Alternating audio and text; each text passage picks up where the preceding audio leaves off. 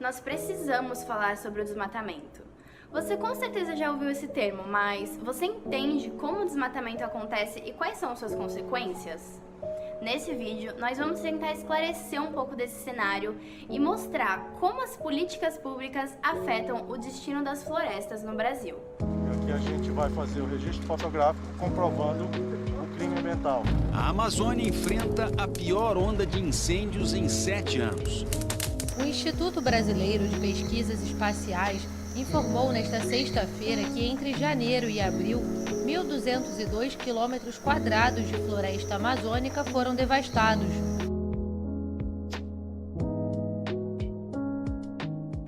Antes de tudo, nós precisamos entender por que a natureza é importante para nós. A relação do ser humano com os ecossistemas é imprescindível para a nossa sobrevivência. Isso se dá por conta dos serviços ecossistêmicos, que são funções que a natureza possui, que, direta ou indiretamente, nos beneficiam.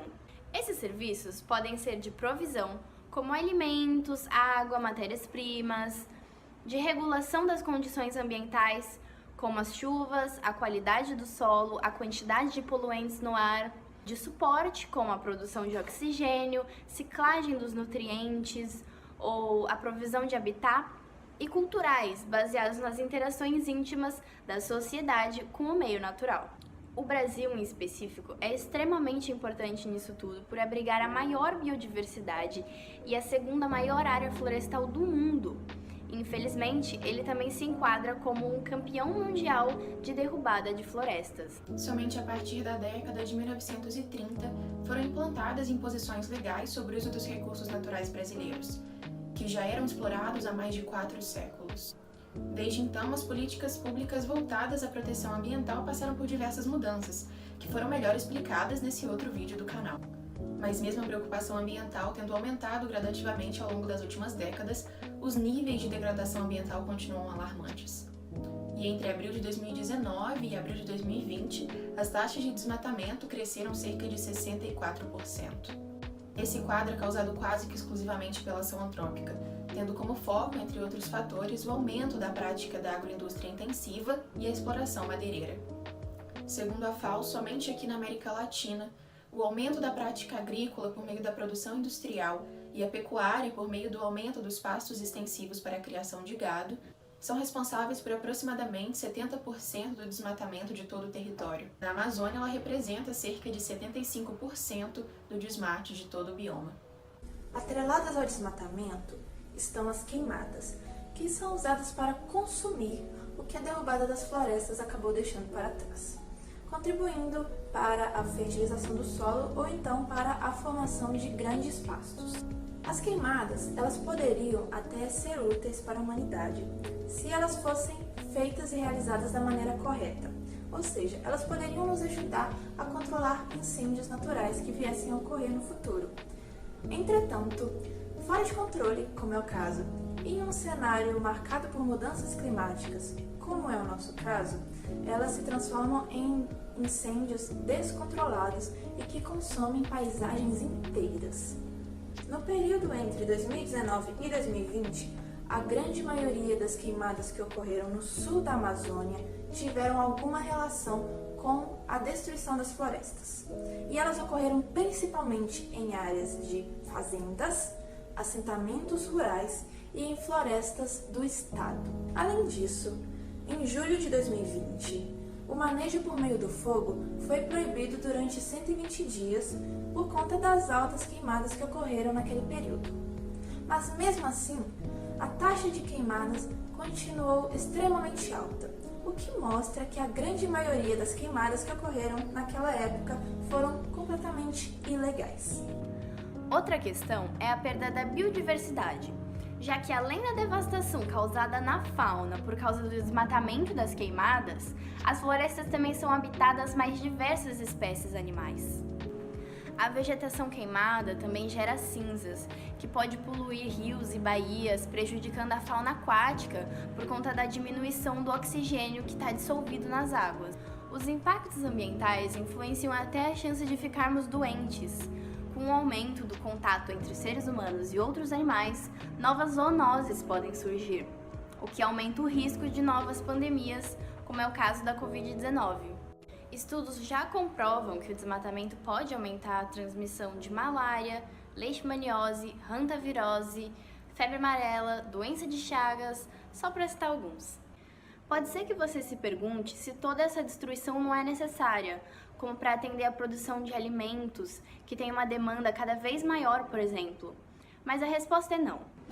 O presidente da Sociedade Rural Brasileira, Marcelo Vieira, afirma que, abre aspas, a área atualmente ocupada pela agropecuária é de 30% do território brasileiro. Mas, com os ganhos de produtividade que vem ocorrendo, nós temos condição de produzir mais do que o dobro do que nós produzimos hoje na mesma área.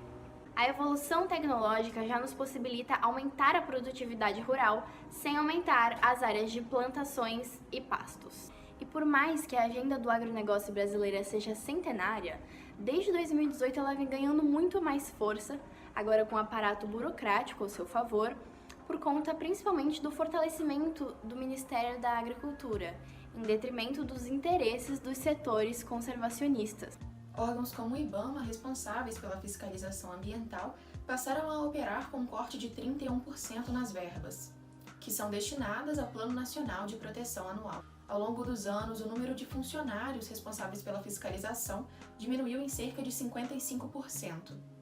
De 1.600 em 2009 para 720 nos dias atuais, responsáveis por cobrir todo o território nacional. E cargos de chefia, como as superintendências estaduais, foram passados para pessoas não especialistas. No início de 2019, também houve a transferência do Serviço Florestal Brasileiro do Ministério do Meio Ambiente para o Ministério da Agricultura. O Serviço Florestal tem como principal atribuição o Cadastro Ambiental Rural, que basicamente identifica e divide as terras que precisam ser preservadas e as que podem virar lavoura ou pasto.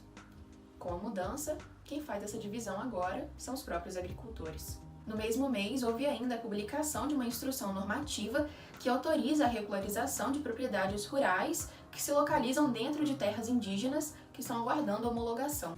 Bem, no início do nosso vídeo, nós explicamos a importância dos serviços ecossistêmicos. E agora nós vamos tentar entender um pouco sobre todas as consequências causadas pelo desflorestamento.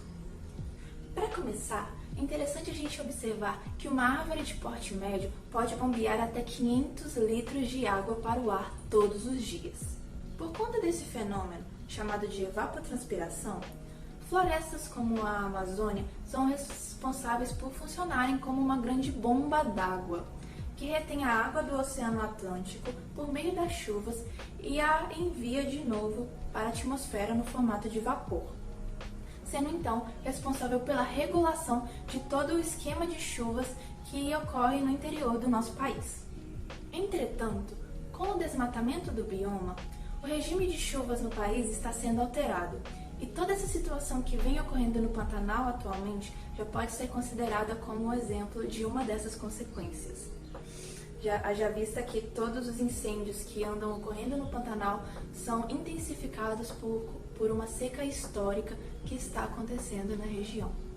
Florestas também são conhecidas por serem grandes reservas de carbono. A Amazônia, por exemplo, armazena algo em torno a todo o carbono produzido pela queima de combustíveis fósseis por toda a humanidade ao longo de 10 anos. Ao serem queimadas, vegetações liberam esse carbono junto a outros gases tóxicos, intensificando ainda mais o efeito estufa. A falta de vegetação causada pelo desmatamento ainda pode aumentar a incidência de luz solar no solo e também a infiltração de outros sedimentos nesse solo, o que causa a sua erosão e também o seu desagregamento e empobrecimento, fazendo com que este solo fique ainda mais impróprio para a agricultura. Bom, anteriormente nós falamos sobre decisões tomadas recentemente por instituições públicas que contribuíram para o aumento dos impactos ambientais, mas é também por meio de políticas públicas baseadas em conhecimento científico que esse quadro pode ser atenuado. Aparatos burocráticos impedem o desmate total, como o Código Florestal, que atua na preservação da vegetação de propriedades privadas. Isso é feito a partir de mecanismos como as áreas de proteção permanentes e as reservas legais. O código é extremamente importante, principalmente pelo fato de que 53% da vegetação nativa brasileira se encontra dentro dessas propriedades privadas. A manutenção e a criação de novas terras indígenas e unidades de conservação, para além de vários outros benefícios, são também formas de conter incêndios e de aumentar a preservação ambiental. Como exemplo, apenas 2% dos incêndios que ocorreram em 2020 na Amazônia estavam localizados em terras indígenas ou em áreas protegidas. Apesar de seus inúmeros benefícios, como proteção das reservas de carbono e provisão de água para todo o país, apenas 6% do território brasileiro é protegido por unidades de conservação de proteção integral. Outras alternativas são ações preventivas de manejo integrado do fogo, como a instituição de brigadas permanentes em locais de focos de incêndio, que, graças à pesquisa científica, são facilmente detectados por satélites. Nesse contexto, a tendência de desmatamento prevista em um cenário em que nada mude, ou seja, em um cenário mesmo de sempre, seria a do desmatamento e destruição de mais de 50% de todos os 3,3 milhões de quilômetros quadrados que compõem a Amazônia brasileira. Entretanto, em um cenário de ampla governança, essa situação poderia se reverter, reduzindo o desmatamento previsto em até 62%. Mais uma vez, isso tudo mostra a importância das políticas públicas para a conservação do meio ambiente. Dessa forma, a gente pode concluir que, com o aumento da produção agrícola sem desmate, o aumento da eficácia da fiscalização, a ampliação dos compromissos privados e públicos para o desmatamento zero, bem como o uso da tributação para a conservação ambiental, poderiam fazer com que o Brasil atingisse o desmatamento zero.